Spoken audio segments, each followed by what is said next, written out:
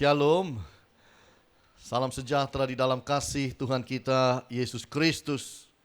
Kemarin saya sempat lihat sebuah video mengenai seperti ajang American Idol begitu.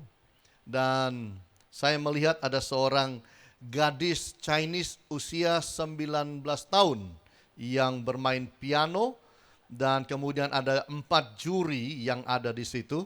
Dan kemudian dia mau bermain, sudah mulai nyanyi, tetapi ketika nyanyi kerongkongannya serak. Jadi dia berhenti dan berkata I'm sorry, sambil malu begitu, entah mau diapain. Tapi untung ada satu juri yang berkata bahwa it's okay, kamu biasa main piano di mana? Di ruang tamu. Bayangkan kamu sekarang ada di ruang tamu, engkau sendirian, main piano, tutup matamu, jangan anggap ada siapapun di sini supaya engkau bisa main dengan baik. Dan anak ini mulai main lagi dan suaranya bagus banget. Namanya Julia Wu. Dan kemudian jurinya semua berdiri memberikan aplaus kepada dia, semua memberikan nilai yes, yes, yes, yes kepada dia dan dia senang. Bapak Ibu yang Tuhan Yesus kasihi, kadang-kadang di dalam kehidupan kita berhadapan dengan orang banyak, kita berhadapan dengan dunia bisnis, bahkan dunia pelayanan, itu tidak mudah Bapak Ibu. Ada orang yang kalau disuruh berdoa dalam kelompok yang kecil bisa, tapi kalau sudah kelompoknya besar, lain cerita. Ada orang kalau bicara di dalam kelompok 100 orang bisa, tapi kalau dikasih kesempatan bicara di dalam 5.000 tempat duduk, 4.000 tempat duduk, kaku. Struggle katanya, sulit dalam hidup. Berapa banyak kita di dalam kehidupan kita juga, kalau kita pergi holiday, naik roller coaster, berapa banyak yang struggle, bergumul, naik enggak begitu, ya kan? Berapa banyak saudara pernah naik kuda? Suka naik kuda? Berapa banyak kalau mikir kuda, mikir jatuhnya, bukan mikir naiknya. Ntar jatuh saya, begitu kan Bapak Ibu. Manusia itu selalu punya pergumulannya masing-masing. Apakah di dalam dunia bisnis, bahkan juga dalam dunia pelayanan, kita bisa ada pergumulan masing-masing. Itu sebabnya hari ini saya ingin bicara mengenai the struggling heart. Hati yang bergumul. Karena hati yang gundah gulana. Karena paling sulit jaga hati itu Bapak Ibu. Baik dalam dunia bisnis, dalam dunia pelayanan, kurang lebih hampir sama. Kalau kita punya kegundahan, pergumulan, keberatan, kegelisahan, sulit mau lakukan apa-apa dengan baik. Nah hari ini saya ingin bawa kita fokus coba kepada pelayanan Bapak Ibu. Sama dalam dunia pelayanan tidak mudah. Kalau hati, manajemen hati tidak diatur dengan baik, akan mengalami banyak kesulitan. Saya ingin bawa kita lihat kepada 3 tokoh pada hari ini. 3 tokoh yang sebenarnya Tuhan pilih, Tuhan tentukan untuk pelayanan, tapi mereka punya masalah, punya struggling di dalam hati. 3 tokoh yang kita mau lihat, tokoh yang pertama itu Musa. Ada apa dengan dia? Karena di dalam kehidupan kita pelayanan bisa terhambat, pelayanan bisa tidak maju dengan baik kalau kita itu ada sesuatu pergumulan yang mungkin kita susah untuk uraikan satu persatu. Nah mari kita mau lihat yang pertama, apa penghalang, penghambat yang pertama di dalam kita melayani Tuhan. Yaitu adalah the lack of confidence. Jadi adanya rasa kurang percaya diri. Dalam dunia bisnis juga sama. Kalau Anda kurang percaya diri sulit mau bergerak. Sulit. Orang yang sudah ikut orang 20 tahun suruh bisnis sendiri. Sulit. Entar gimana? Entar apa saya bisa? Entar apa operasionalnya gimana? Cost-nya gimana? Entar kalau rugi gimana? Macam-macam. Itu sebabnya di dalam hidup ini confidence itu penting, percaya diri itu penting. Musa ini adalah orang yang juga mengalami awal-awal hidupnya, yaitu hilang percaya dirinya. Nah, mari saya bawa kita lihat dalam Keluaran pasal 3. Keluaran 3 ayat 9 sampai ayat 12. Sekarang seruan orang Israel telah sampai kepadaku, juga telah kulihat betapa kerasnya orang Mesir menindas mereka. Jadi sekarang pergilah, aku mengutus engkau kepada Firaun untuk membawa umatku orang Israel keluar dari Mesir. Tetapi Musa berkata kepada Allah, siapakah aku ini? Maka aku akan menghadap Firaun dan membawa orang Israel keluar dari Mesir. Lalu firman-Nya, bukankah aku akan menyertai engkau? Inilah tanda bagimu bahwa aku yang mengutus engkau. Apabila engkau telah membawa bangsa itu keluar dari Mesir, maka kamu akan beribadah kepada Allah di gunung ini. Nah, Bapak Ibu yang Tuhan Yesus kasih, kalau kita lihat di dalam ayat-ayat ini, lack of confidence, kurangnya percaya diri ada di dalam kehidupan daripada Musa, membuat dia itu berdalih, membuat dia berbantah-bantahan, membuat dia tarik ulur dengan Allah, membuat dia itu betul-betul debat dengan Tuhan, menolak apa yang Tuhan mau di dalam kehidupan ini. Orang kalau hilang percaya diri atau tidak punya percaya diri, memang susah maju, susah melangkah, susah beraktivitas, memang. Kenapa? Rasa tidak secure, tidak aman, tidak nyaman. Dan itu yang terjadi pada Musa. Kenapa? Karena Musa dulu anak daripada putri Firaun, tinggalnya adalah di istana. Tapi kemudian karena Musa membunuh orang atau prajurit Mesir, maka dia itu kedengaran membunuh oleh Firaun. Dia mau dibunuh oleh Firaun. Dia lari, dia jadi buron. Lalu dia menikah. Lalu hidup di tempat yang kecil, jauh dari keramaian kota, jauh dari kemegahan Mesir, menggembalakan kambing domba. Nah, Allah datang kepada dia dan suruh dia menjadi pemimpin yang membawa bangsa Israel keluar dari Mesir menuju tanah perjanjian. Musa bilang no. Kenapa terjadi? Karena Musa itu mempunyai masa lalu yang disebut failure. Kegagalan di masa lalu, Bapak Ibu, seringkali menjadi masalah kita maju ke depan. Betul. Orang yang gampang patah hati. Mau pacaran lagi sulit. Ntar patah hati lagi gua. Kan begitu. Orang yang buka bisnis, buka bangkrut. Mau buka lagi, sulit. Kenapa? Kegagalan di masa lalu menghantui kehidupannya. Dan Musa alami ini bahwa failure di masa lalunya sebagai pemimpin waktu dia ada di Mesir, di istana. Failure itu, kegagalan itu menghantui hidupnya. Itu kita lihat itu di dalam ayatnya yang ke-11. Tetapi Musa berkata kepada Allah, siapakah aku ini? Maka aku akan menghadap Firaun membawa orang Israel keluar dari Mesir. Aku ini siapa? Musa melihat dirinya rendah, Musa melihat dirinya tidak mampu, Musa melihat dirinya penuh kekurangan, penuh dengan kelemahan, penuh dengan kesalahan. Dan dia tidak pernah lihat dirinya sebagai seorang pemimpin lagi. That's failure. Bagaimana saudara melihat diri saudara, itu menentukan masa depan saudara. Kalau Anda melihat diri sebagai orang yang selalu kalah, percaya saya Anda tidak akan berani melangkah maju. Apapun bisnis saudara. Dalam hal pelayanan sama. Kalau saudara punya pengalaman di masa lalu yang menghantui, sulit maju. Dulu saya pernah doakan teman saya satu kelas di SMA, ayahnya sakit keras, perutnya sampai besar. Seorang ayah tapi perutnya besar seperti orang hamil. Han, doain papaku. Oke, saya datang, doain, celana pendek, datang. Doain di rumah sakit, di rumahnya, doa. Besok mati. Ini kan gagal, saya merasa gagal.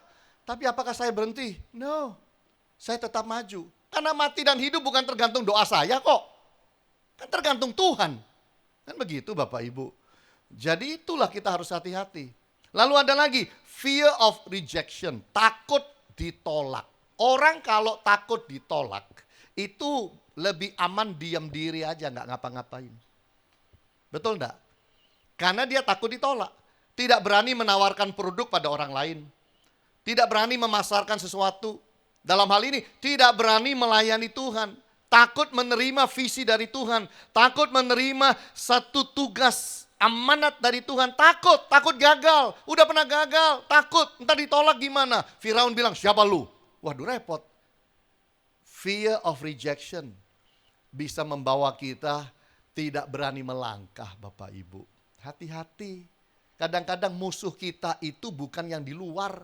Musuh kita adalah cara berpikir kita yang salah. Apa yang dikandung di hati kita yang salah.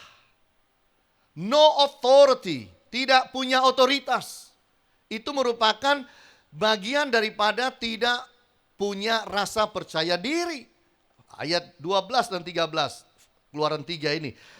Lalu firman-Nya, bukankah aku akan menyertai engkau? Inilah tanda bagimu bahwa aku yang mengutus engkau apabila engkau telah membawa bangsa ini keluar dari Mesir, maka kamu akan beribadah kepada Allah di gunung ini. Lalu Musa berkata kepada Allah, tapi apabila aku mendapatkan orang Israel dan mereka berkata, dan berkata pada mereka, Allah nenek moyangmu telah mengutus aku kepadamu, dan mereka bertanya kepadaku, bagaimana tentang namanya? Apa yang harus kujawab mereka?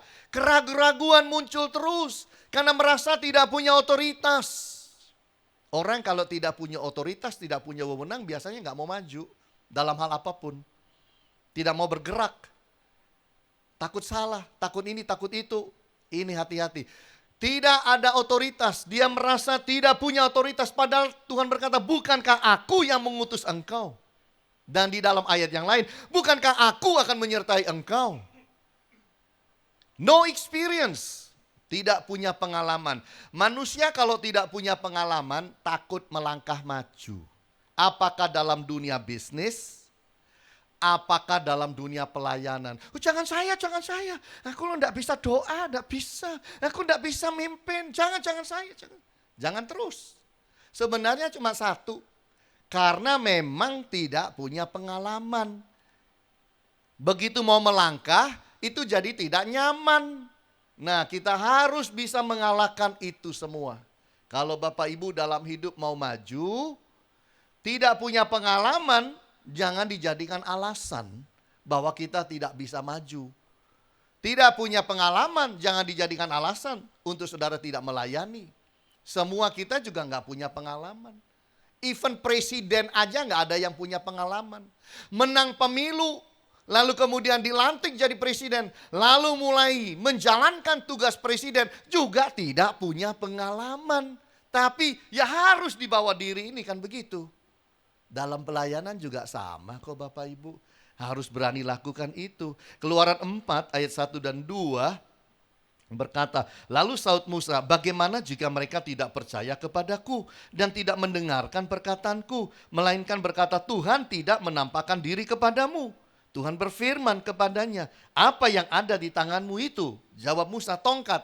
Lalu Tuhan bilang apa? Lemparkan tongkat itu jadi ular. Mau lari Musa. Lalu Tuhan berkata, pegang ekornya. Dipegang jadi tongkat lagi. Lalu Tuhan bilang, masukkan tanganmu ke dalam bajumu. Tarik keluar, kusta. Kaget dia, masukkan lagi. Tarik keluar, sembuh. Lalu Tuhan berkata, ambil air. Siram ke tanah yang kering, jadi darah. 3 mujizat Tuhan harus buat khusus untuk Musa, supaya dia punya percaya diri bahwa dia diutus oleh Allah, supaya dia punya percaya diri, dia punya otoritas daripada Allah. Yang tidak pengalaman berjalan dengan Allah yang pengalaman. Ada satu lagi dalam hidupnya, fear of big task. Takut dengan satu tugas yang besar. Itulah Musa. Kenapa?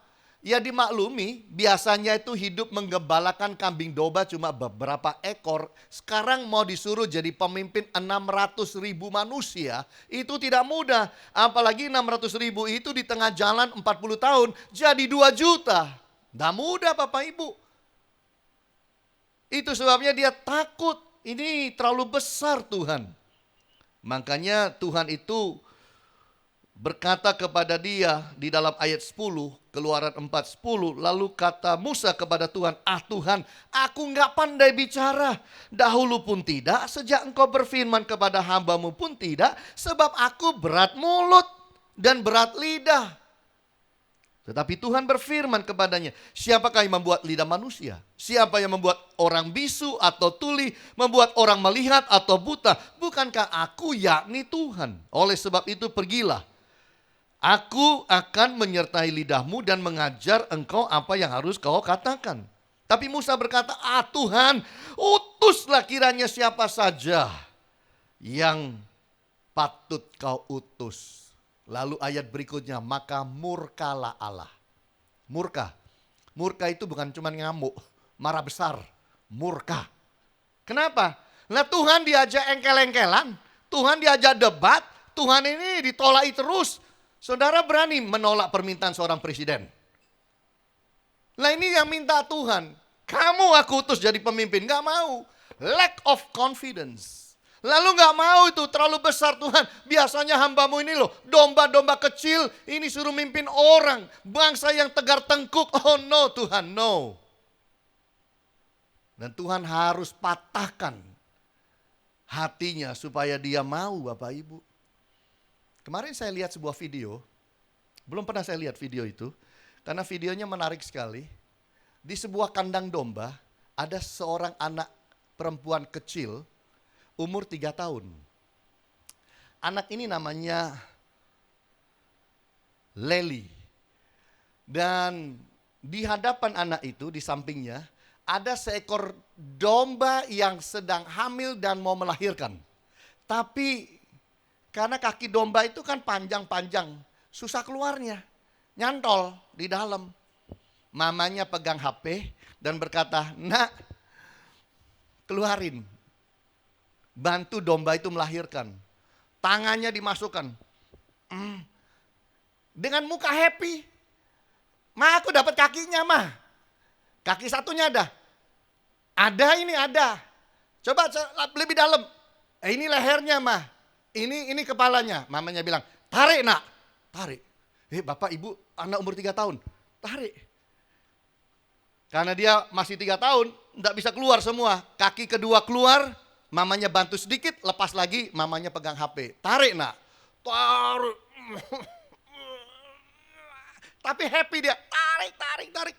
Keluar, satu tubuh keluar. Ma, aku dapat ma, udah keluar bayinya. Gitu. Wah, dibersihin sama dia. Laki perempuan mah. Saya tanya saudara, kalau ada domba hamil dan mau melahirkan di depan kita, saya suruh saudara, berani gak? Anak kecil juga gak berani kan tadi. Tapi nurut dia sama mamanya. Tuhan itu gak cari pengalaman saudara, yang dicari hati yang nurut. Setuju gak Bapak Ibu? Hati yang taat. Setuju gak Bapak Ibu? Hati yang bergantung kepada dia, bukan bergantung kepada kepandaiannya sendiri. Seperti sang anak ini, percaya mamanya. Mamanya video terus. Saya lihat videonya sampai 2 kali, saya bilang hebat banget. Pertama saya lihat videonya, saya tidak dapat namanya. Saya cari sendiri, lalu saya dapat namanya. Namanya Lely, 3 tahun. Hebat dia. Ini loh yang Tuhan mau. Penyerahan total pada Tuhan, untuk percaya Tuhan, apa yang Tuhan suruh kita lakukan dalam hidup. Confidence kita bukan pada diri sendiri, pada Allah. Itu yang Tuhan mau. Amin. Kalau Tuhan suruh saudara melangkah, baik dalam dunia bisnis, baik di dalam pelayanan, jangan jadi seperti Musa. Ngengkel terus, berbantah-bantah terus, debat terus dengan Tuhan, nolak terus. Siapa kita manusia nolak dia? Makanya Tuhan sampai marah. Siapa yang ciptakan mulutmu? Kan begitu. Mari kita belajar taat, itu jauh lebih penting. Yang kedua kita mau lihat, apa yang menjadi struggle di dalam pelayanan. Kita ambil contoh orang yang kedua. Orang yang kedua adalah Simson. Simson ini punya masalah. Disuruh Tuhan, direncanakan hidupnya oleh Tuhan untuk melayani Tuhan. Bahkan dari dalam kandungan mamanya didatangi malaikat. Mamanya dikasih tahu, kamu mandul tapi kamu akan punya anak. Dan anak di dalam kandungan itu akan melayani Tuhan. Oleh sebab itu kamu tidak boleh minum mabuk, kamu tidak boleh minum wine, segala sesuatu yang dari anggur tidak boleh masuk mulutmu. Kalau anak itu lahir, jangan kau potong rambutnya, jangan ada pisau atas kepalanya. Berarti kan ini anak luar biasa sudah direncanakan. Suaminya bilang, kok ini coba suruh datang lagi, datang lagi. Tuhan kirim malaikatmu, datang lagi malaikatnya, bicara 2 kali. Kan luar biasa ini. Tetapi kenapa di dalam hidup Simson, kalau kita baca firman, Simson gagal. Simson gagal dalam pelayanan. Rahasianya adalah karena dia hidup dengan kehidupan yang disebut indulgence lifestyle. Yaitu adalah sebuah kehidupan yang hanya hidup untuk memuaskan diri sendiri. Hasrat yang hanya untuk memuaskan diri sendiri. Indulgence biasa dipakai untuk makan. Wah, orang itu indulgence banget ya, artinya doyan makan enak melulu. Tapi kalau bicara indulgence lifestyle, itu bicara kehidupan, gaya hidup ingin memuaskan diri. Dengan apa saja, dari bangun tidur sampai tidur lagi, yang dipikirkan bagaimana saya bisa hidup dan hidup saya itu puas, menikmati segala kehidupan. Orang yang hanya hidup seperti ini susah dipakai Tuhan, susah melayani, itu akan menjadi struggle di dalam kehidupannya. Inilah orang-orang yang saya sebut self-focus. Hanya fokus pada diri sendiri. Indulgent people adalah orang-orang yang hanya fokus pada diri sendiri. Tidak akan fokus pada orang lain. Lalu bagaimana orang itu bisa pelayanan? Nah, coba saudara kita lihat di dalam Hakim-Hakim Fatsal yang ke-14. Ayat yang pertama sampai ayatnya yang ketiga. Simson pergi ke Timna dan di situ ia melihat seorang gadis Filistin. Ia pulang dan memberitahukan kepada ayahnya dan ibunya, di Timna aku melihat seorang gadis Filistin.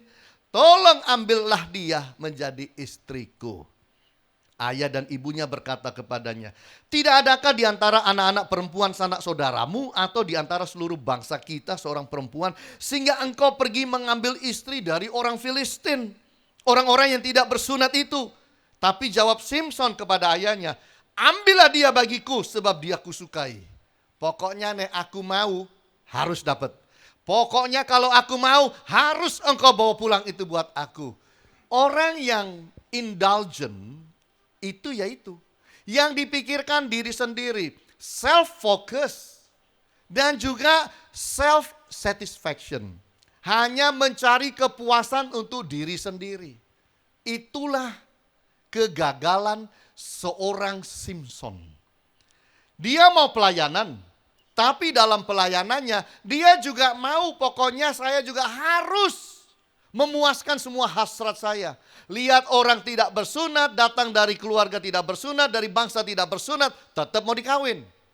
Coba lihat lagi dalam Fatsal 16 ayat 1. Pada suatu kali ketika Simon pergi ke Gaza, dilihatnya di sana seorang perempuan sundal. Bukan sandal, sundal. Ada bedanya antara sundal dan sandal. Ini wanita pelacur. Nah ini hamba Tuhan, lihat pelacur, dikatakan lalu menghampiri dia. Artinya dia tidur dengan pelacur itu. Gak penting melanggar hukum apa tidak, gak penting, yang penting aku happy. Yang penting aku puas. Nah ini model kayak begini ini, kalau jadi seorang hamba Tuhan malu-maluin banget. Kalau melayani model begini, wah betul-betul hanya jadi batu sandungan. Ayat 4, sesudah itu Simon jatuh cinta kepada seorang perempuan lain dari lembah Sorek yang namanya siapa? Delilah. Jadi kalau kita lihat Bapak Ibu, ayatnya mah nggak banyak-banyak, fasalnya nggak banyak membahas mengenai Simson, tapi yang dibahas itu kejatuhan Simson. Kalau kita baca itu, waduh Simson jatuh cinta berkali-kali nih Bapak Ibu. Problem nih. Karena hidupnya adalah ingin memuaskan diri sendiri. Orang ini Bapak Ibu, pegangannya, tolok ukurnya adalah happiness. Happiness is the benchmark. Jadi hidup ini, patokan hidup adalah harus saya itu pokoknya happy aja pokoknya. Biar melanggar aturan, biar melanggar firman, biar itu salah, biar itu berdosa, pokoknya enak tak jalani. Ini adalah profil seorang Simpson. Nah kalau model kayak begini, mana bisa pelayanan dengan baik? Mana bisa kita memuaskan Tuhan? Mana bisa kita itu betul-betul melakukan apa yang Tuhan mau dalam hidup? Gak bisa. Itu sebabnya dalam hidup saudara dan saya, hati-hati. Bukan saya anti kenikmatan ya. Bukan kita anti segala sesuatu yang baik dalam hidup. Lalu saya berkata, udah Bapak Ibu kita jual semua mobil kita, naik sepeda pancal aja mulai minggu depan. Juga tidak. Lalu kita berkata, udah jual ini kursi semua. Kita ganti dengan dengklek, AC, buang semua. Kita pakai kipas angin. Enggak. Tuhan tidak anti kita hidup itu menikmati. Dia Allah yang kaya. Dia berkati Abraham, dia berkati Ishak, dia berkati Yakub, dia berkati akan Ayub, Salomo, Daud, diberkati semua. Boleh menikmati, tapi tahu batas. Boleh menikmati tapi jangan sampai kenikmatan hidup membuat saudara dan saya lupa melayani Tuhan. Inilah kegundahan yang seharusnya ada dalam hati saudara dan saya. Tapi kalau masuk dalam indulgent lifestyle itu sesuatu yang beda. Kenapa? Karena indulgent lifestyle itu bertentangan dengan firman Tuhan yang berkata pikulah salib. Sangkal dirimu and follow me. Nah orang yang hidup hanya cuma mau happy. Saya mau jadi Kristen tapi jangan bicara salib sama saya. Tidak cocok. Karena kekristenan tidak pernah lari dari salib. Kekristenan itu lahir dari salib itu. Dari penderitaan Yesus di atas kayu salib, kematian Yesus di kayu salib. Itu yang membuat kekristenan adalah kekristenan. Jadi hidup ini gak bisa. Cuma mau enak, mau nikmat aja. Gak bisa, lama-lama kita itu buta dengan segala sesuatu. Lalu kita menjadi orang-orang yang hanya hidup bagi diri sendiri.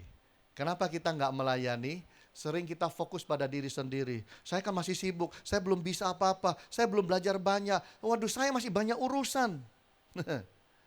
Masih muda disuruh pelayanan. Pelayanan yuk. Enggak lah, nanti aja. Nanti kalau sudah menikah saya tak pelayanan. Sekarang saya ini kan masih belum menikah, enggak pelayanan. Nanti sudah menikah, pelayan. Ayo sudah menikah kan, ayo pelayanan. Waduh ternyata ya punya anak 6 ini repot ya. Punya anak. Nanti kalau anak-anak ini sudah agak besar saya pelayanan. Begitu anak agak besar kita bilang, ayo anak udah agak besar. Waduh ternyata anak-anak zaman sekarang susah diatur. Gak bisa saya, anak 6, anak 8 ini susah diatur. Nanti kalau anak-anak itu sudah kawin satu-satu saya tak pelayanan. Anak kawin satu-satu, udah ayo anak-anak sudah kawin, repot. Semua anak titip cucu kepada saya. Anak-anak titipin semua anak. Ini anak 8 titip semua mau holiday. Gak bisa. Nanti kalau cucu sudah besar. Loh kok jadinya balik lagi Bapak Ibu. Betul. Ternyata waktu kemudian dia tidak sadar dia tambah hari tambah tua. Lalu sudah tergeletak di rumah sakit. Lalu infus 17 selang dalam tubuhnya. Baru berkata, Tuhan ini aku, pakailah aku. Tuhan bilang, kasep nak. Mending naik sini nak. Itu loh Bapak Ibu. Nah ini adalah orang yang fokus pada diri sendiri. Fokus pada diri sendiri. Hati-hati. Supaya jangan kita jadi seperti Simpson. Cari kenikmatan. Melayani Tuhan itu gak ada waktu yang tepat. Adanya cuman kalau saudara siap. Tuhan mau pakai. Harusnya kita bilang, Tuhan ini aku, pakailah aku. Saya kemarin juga baca, lalu saya cari videonya ketemu. Seorang wanita, umurnya 20 tahun, lalu dia bilang, saya mau menikah, saya akan cari pasangan hidup yang tepat. Tidak mau sembarangan. Menikah itu kan tidak boleh sembarangan. Saya mau cari yang tepat. Dia ini guru instruktur fitness. Jadi pasti bagus badannya. Waktu saya lihat itu di YouTube, kelihatan orang ini sangat cinta Bali, orang Itali. Namanya Laura Messi Sposa. Dan dia cari dalam pencarian suami, calon suami yang terbaik, nggak dapat. Nggak dapat Bapak Ibu. Lalu dia ambil keputusan gini, pokoknya kalau sampai aku umur 40, nggak dapat, aku akan kawin sama diriku sendiri. Wah, teman-temannya pikir bohongan nih orang. Ulang tahun yang ke-40 dia bikin pesta kawin. Jalan dengan gaun pengantin sendirian. Ada pendeta di sebelahnya. Bacain. Kemudian dia ambil mikrofon dan berkata, hari ini karena capek nunggu orang yang tepat untuk kawin dengan saya, maka aku memproklamirkan diri, kawin dengan diriku sendiri. Pasang-pasang cincin sendiri. Besok kalau ada enggak apa-apa, tapi aku tidak mau bergantung kebahagiaanku kepada seorang pria. Aku bisa happy-happy sendiri. Gitu katanya. Dunia tambah aneh. Saya dengar orang kawin sama robot, saya bingung kok. Ini ternyata ada lebih hebat lagi, orang kawin sama dirinya sendiri. Ini terjadi 2 tahun yang lalu Bapak Ibu, yang kayak beginian ini. 2 tahun lalu, September 28 Bapak Ibu. Itulah manusia. Kalau kita hanya hidup dan cari bahagia, maaf, tambah dicari, tambah gak dapet. Itu. Jadi yang harus kita lakukan adalah jangan hidup seperti Simpson. Hari ini saya makan apa ya? Hari ini saya ngapain ya? Gimana caranya saya supaya happy ya? Kenapa gak pernah mikir, gimana caranya saya membuat Allah happy ya? Apa yang harus saya lakukan supaya Tuhan itu senang? Supaya Tuhan tersenyum dari sorga? Apa yang saya bisa lakukan dengan umur saya ini bagi dia? Itu Bapak Ibu.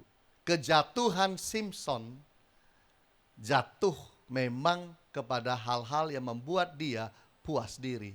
Jatuh pada perempuan. Tapi konsepnya adalah indulgent lifestyle. Kehidupan yang hanya ingin memuaskan diri sendiri. Kita hati-hati urusan seperti ini. Dalam dunia bisnis sama Bapak Ibu. Dalam dunia bisnis kalau ada pengusaha muda ataupun siapapun orangnya, kalau dalam hidupnya dia punya indulgent lifestyle, hidup hanya untuk makan, minum, foya-foya, happy-happy, percaya saya, gak bakal sugih orang kayak begitu. Kenapa? Ya habis duitnya, happy terus. Happy itu ada biayanya. Di mana ndak ada biayanya? Betul nggak Bapak Ibu? Happiness itu ada biaya yang harus keluar. Mari rubah konsep. Kalau Tuhan kasih waktu saudara untuk happy, be happy. Kalau Tuhan kasih waktu untuk saudara pelayanan, ayo pelayanan. Jangan bilang gini, saya mau pelayanan tapi tidak mau keringetan. Aku mau pelayanan tapi tidak mau menderita. Aku mau pelayanan tapi aku tidak mau menyangkal diri. Susah. Gimana dapatnya? Yesus aja menyangkal diri. Yesus aja naik ke atas kayu salib. Mari kita hati-hati. Jangan kita terjerumus pada indulgent lifestyle. Hidup yang hanya ingin memuaskan diri terus menerus. Maka tidak akan ada salib dalam hati kita. Hati-hati. Saya menjadi hamba Tuhan ini cukup kenyang dengan perlakuan orang. Gereja kayak persekutuan doa. Kadang diundang, saya pernah diundang Bapak Ibu. Telepon, Pak Hani, kami ingin undang Pak Hani untuk seminar. Dalam retreat tapi kami buat seminar. Mohon Pak Hani menjadi pembicara. Baik Pak, di mana? Tawangmangu. Ini cerita lama ini sebelum ada HFC ini. Oke. Pak Hani, berapa biaya administrasinya? Keren loh. Tanya biaya administrasi. Pak Hani, apa yang harus saya siapkan? Pak Hani butuh pesawat, butuh Tawangmangu numpak pesawat turun di endi. Ngomong, saya iya aja. Enggak Pak, saya terima kasih. Saya naik mobil Pak. Waktu itu saya ada kijang, saya ada penter, saya ada sopir. Nah saya naik mobil aja. Pak Hani butuh kamar yang modern. Terserah panitia. Gitu ya Pak, baik. Saya datang dengan Ibu Agnes. Saya siapkan Bapak Ibu 3 bahan seminar. Itu 30 lembar. Saya sampai pagi-pagi itu buat itu berhari-hari itu bahan seminar mengenai globalisasi waktu itu. Lalu apa yang terjadi? Sampai di sana saya ketemu beliau, ya bukan pengusaha ternyata, ya cuman hamba Tuhan dari desa begitu. Kemudian dalam retreat itu saya lihat ya banyak anak-anak sekolah, banyak anak-anak muda dari desa-desa, kampung-kampung kumpulin semua. Berapa banyak ya kira-kira waktu itu? Beberapa ratus. Lalu saya bawa seminar Selesai semua, besok pulang. Lalu saya dikasih amplop persembahan. Iya kan? Nah, dari amplop persembahan kemudian saya kasih Ibu Agnes, dibuka sama Ibu Agnes buka, Ibu Agnes ketawa. Kenapa? Beli bensinnya nggak cukup. Bayar supirnya nggak cukup. Jadi saya bilang, semua ini kasihkan supir. Tambahin lagi supirnya. Kita nggak cukup ini, kasih supir. Jadi saya kasih supir semuanya. Mau bilang apa? Sudah, aku enggak mau pelayanan lagi, begitu? Ya enggak lah. Ya sudah, kadang-kadang memang ada orang perlakukan kita begitu. Hiduplah pikul salib. Saya pernah diundang di sebuah tempat, sebuah gereja. Saya dikasih hotel. Wah, sudah. Dari masuk udah agak ragu, tapi diam aja saya. Masuk ke dalam. Spraynya itu banyak pulau-pulau, kuning-kuning. Ini Sumatera bukan, Sulawesi bukan. Ya kan? Saya buka lemari, tikus keluar dan kecoa. Wer. Oh, ini kayaknya kamar pernah dipakai Nabi Nuh. Lalu saudara, saya buka wastafel, air nggak keluar. Saya sore mau khotbah, saya buka shower, air tidak netes. Saya telepon ke resepsionis, tolong dong airnya disiapin. Oh iya, dibawain air seember saudara. Sama gayung. Jadi di hotel itu saya mandi jongkok. Menghemat air. 1 kali siram harus basah semua. Langsung sabunan. Kemudian siram lagi. Dan termasuk air untuk sikat gigi. Saya mau tanya, emangnya saya nggak bisa beli kamar hotel bintang 5, uang pribadi? Bisa. Tapi kalau Tuhan sedang rendahkan dan disuruh pikul salib, ya kita harus jalani. Setuju nggak Bapak Ibu? Ya udah. Bulan depannya, saya diundang di kota yang sama. Langsung, Tuhan, apakah aku akan mengulang kejadian bulan lalu? Oh ternyata, saya dijemput dengan baik. Saya ditaruh hotel bintang 5, buka jendela itu lapangan golf. Justru saya mikir, Tuhan, aku perlu helm. Kalau bolanya masuk gimana? Kena kepalaku. Ya kan? Dibawa makan steak, bahkan waduh, udah sampai nolak-nolak. Ada waktunya Tuhan izinkan kita pikul salib. Ada waktunya Tuhan beri kita kenikmatan. Jalani hidup ini. Setuju gak Bapak Ibu? Jalani hidup ini. Itu yang harus saudara dan saya lakukan. Jangan menciptakan hati seperti Simpson. Pokoknya aku harus dilayani dengan baik. Pokoknya aku harus punya kenikmatan. Pokoknya harus semua yang hebat, terbaik, Enggak. Kita nih hamba. Saudara dan saya hamba. Kalau Tuhan mau pakai saudara, izinkan. Petrus itu loh. Petrus itu pergi tangkap ikan semalaman, tidak dapat. Udah begitu pulang Tuhan bilang, Petrus pinjem perahumu. Dikasih loh. Berapa banyak kita kalau lagi di bawah, lalu diajak pelayanan, diajak ayo melayani Tuhan. Nggak ya, aku belum kaya. Nggak ya, aku lagi bangkrut. Nggak ya, aku lagi rugi. Petrus, waktu dipinjam dikasih. Artinya apa?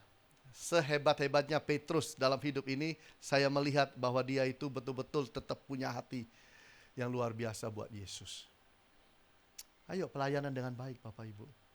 Kalau Tuhan bicara sesuatu di hati, jalankan. Bila perlu diskusikan dengan saya, why not? Apa yang Tuhan taruh dalam hati saudara untuk pelayanan. Yang ketiga kita lihat Bapak Ibu, apalagi yang menjadi penyebab penghalang. Orang sampai mengalami struggling di dalam hati, bergumul dalam hati. sulit di dalam pekerjaan, sulit dalam bisnis, sulit dalam pelayanan. Nomor 3, careless heart. Hati yang tidak pedulian. Ini terdapat dalam hidup seorang bernama Yusuf. Yunus. Terbalik. Apa Bapak Ibu? Yunus. Apa Bapak Ibu? Yunus. Nah, mari kita lihat Yunus pasal yang pertama ayat 1-3. Datanglah firman Tuhan kepada Yunus bin Amitai demikian. Bangunlah, pergilah ke Niniwe, kota yang besar itu, berserulah terhadap mereka karena kejahatannya telah sampai kepadaku. Tetapi Yunus bersiap untuk melarikan diri ke Tarsis jauh dari hadapan Tuhan. Ia pergi ke Yafo dan mendapat di sana sebuah kapal yang akan berangkat ke Tarsis. Ia membayar biaya perjalanannya, lalu naik kapal itu untuk berlayar bersama-sama dengan mereka ke Tarsis, jauh dari hadapan Tuhan. Sekarang kita terusin Yunus 3 ayat 10. Ketika Allah melihat perbuatan mereka itu, yakni bagaimana mereka berbalik dari tingkah lakunya yang jahat, maka menyesallah Allah karena malapetaka yang telah dirancangkannya terhadap mereka dan ia pun tidak jadi melakukannya. Tetapi hal itu sangat mengesalkan hati Yunus, lalu marahlah ia. Jadi ceritanya bagaimana? Ceritanya adalah Tuhan mau hukum bangsa Niniwe karena jahat. Diutuslah Yunus untuk memperingatkan. Yunus tidak mau. Careless heart. Gak peduli. No. Disuruh ke Niniwe, lari ke Tarsis. Mentang-mentang punya uang untuk beli tiket. Kan begitu ceritanya. Makanya Tuhan hukum sampai dia masuk perut ikan. Satu-satunya nabi yang pernah masuk perut ikan itu Yunus. Kalau lihat kehidupan Yesus dan murid-muridnya, ikan yang masuk dalam perut murid-murid. Kalau Yunus terbalik, Yunus masuk perut ikan. Lalu bangsa Niniwe ini bertobat. Yunus justru marah sama Tuhan. Nah aku tahu toh Tuhan toh, jadi Tuhan tuh baik. Sabarnya luar biasa, pasti ngampuni. Dari dulu tahu, makanya aku tidak mau disuruh. Maunya apa dia? Supaya bangsa Niniwe tetap dihukum. Lah inilah orang careless heart ini. Hatinya itu ada dalam pelayanan tapi hatinya nggak baik. Ini bahaya. Pelayanan itu masalah hati lah Bapak Ibu. Dalam dunia bisnis juga sama.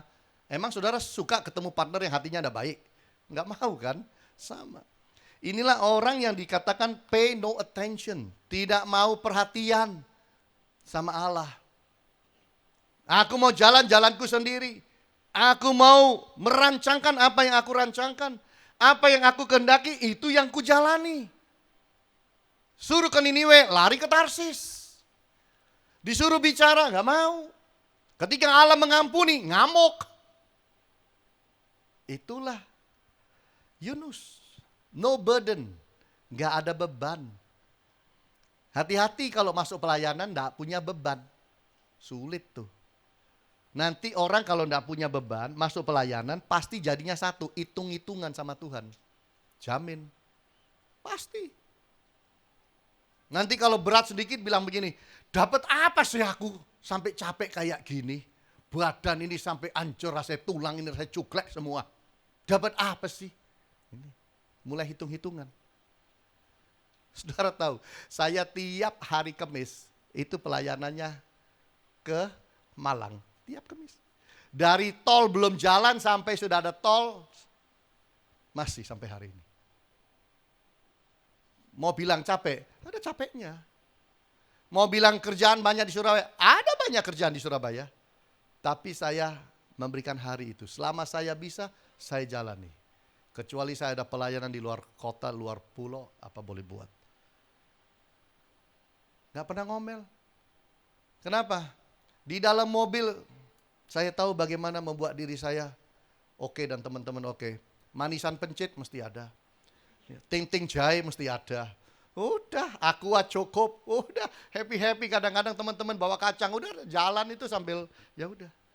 Sampai sana biasanya cari kopi. Sampai hampir semua cafe shop, hampir semua, belum semua. Hampir cafe shop yang ada, yang bagus-bagus, yang ada di Kota Malang, udah pernah saya kunjungi. Pelayanan. Tidak jadi beban. Kalau punya hati. Tapi kalau enggak punya hati, ke Perak aja jauh. Ayo. Ke Rungkut, jauh. Rungkut jauh. Berapa kilo? 4 kilo jauh. Lah Malang itu berapa kilo? Itu loh. Manusia kalau enggak punya hati mulai alasannya banyak. Hitung-hitungannya banyak. Itu udah pasti. Indifference. Indifference ini apa? Indifference itu artinya masa bodoh. Niniwe mau dihukum kek, mau diapain masa bodoh urusannya, mau masuk neraka urusannya, hati-hati. Kalau kita jadi Kristen jangan sampai Kristen Yunus. Kristen Yunus itu ya kayak begini. Lu mau ke gereja syukur, enggak mau ke gereja enggak apa-apa. Lu mau masuk surga fine, lu masuk neraka juga enggak apa-apa, lebih baik lagi. Wah repot ini. Ini nih, enggak punya hati nih, indifference, masa bodoh. Masa bodoh. Orang yang masa bodoh itu susah masuk pelayanan. Kenapa? Dalam pelayanan ya masa bodoh. Mari kita hati-hati urusan seperti ini. Kemarin saya lihat baca tulisan mengenai bosnya Amazon.com, Jeff Bezos. Dalam rapat tahunan ya Bapak Ibu. Rapat tahunan, rapat pemegang saham. Dia tanya, dalam rapat penting itu dia tanya. Ada yang mau bertanya, ada ibu-ibu angkat tangan, enggak tahu mau siapa ini. Saya mau tanya Pak, oh ya apa pertanyaannya? Dikira mau tanya mengenai dividen, profit, dan visi ke depan, lain sebagainya. Tanyanya gini, saya beli barang enggak cocok, mau saya kembalikan. Bapak bisa tolong bantu atur kembalikan barang saya ya? Kaget itu Jeff, tapi dia langsung, Ibu, jangan pulang ya, setelah meeting selesai, saya akan kirim orang untuk ketemu ibu dan aturkan barang yang ibu beli boleh dikembalikan dengan baik dan ibu dapat refund 100% dengan baik, oke? Cuma dia bilang, cuma saya agak heran, dalam meeting yang begini penting ini, kok ibu menanyakan sesuatu yang sangat sederhana, terlalu simple ini, tapi nggak apa-apa, kami akan urus. Ada lagi yang mau kembalikan barang, gitu jadinya dia dalam meetingnya. Tapi yang saya ambil hikmahnya begini, orang seperti Jeff, kaya begitu, terhadap orang kecil, dia peduli, dia care. Makanya Yesus itu sering ngalamin, jalan diinterupsi. Yesus anak Daud, kasihanilah kami, kasihanilah kami. Murid-murid bilang apa? Rame aja, wes buta rame lagi. Sana, kan gitu kan? Yesus bilang apa? Siapa itu yang manggil-panggil? Biasa orang buta, Yesus jalan terus. Nggak, bawa sini orang itu. Lalu orang datang, manggil-manggil aja sampai guru nih mandek. Keplak kamu ini. Buta cari masalah toh aja. Tuh dipanggil sana. Sana, maju. Orang datang ke Yesus. Yesus anak Daud, kasihanilah kami. Apa yang kamu mau? Aku mau supaya mataku bisa melihat. Jadilah sesuai imanmu. Loh. Yesus itu pedulian, tapi murid-murid belum tentu. Betul enggak Bapak Ibu? Anak-anak dibawa kepada Yesus. Anak-anak minggir, enggak usah bawa Yesus. Ngerepoti Yesus saya, ntar Yesus diompoli sisan. Minggir, kan gitu. Yesus, jangan kau larang anak-anak itu datang kepadaku. Karena yang seperti inilah yang empunya kerajaan sorga. Yesus peluk, Yesus berkati. Betul enggak? Pedulian kan Yesus? Mau melayani itu enggak boleh careless, tapi harus care. Itu yang Tuhan inginkan dalam hidup kita. Hari ini kita belajar 3 Bapak Ibu. Kita belajar di dalam kehidupan kita ini, bahwa kehidupan saudara dan saya, hati-hati. Lack of confidence, hati-hati. Bahwa kurang percaya diri itu memang baik, tapi percaya diri kita harus pada Allah, bukan pada diri sendiri. Kita harus belajar bahwa indulgent lifestyle, yaitu bahwa hidup yang hanya ingin puaskan diri sendiri, sulit untuk kita melayani Tuhan. Dan kita belajar yang ketiga, careless heart, hati yang gak pedulian, hati yang masa bodoh, itu juga sulit melayani Allah. Kiranya itu kita buang dari hati kita, supaya kita bisa melayani Allah. Bukankah Dia sudah melayani kita lebih dahulu? Ini waktunya kita membalas kasih-Nya dengan hidup melayani Dia. Tuhan Yesus berkati kita semua. Amin.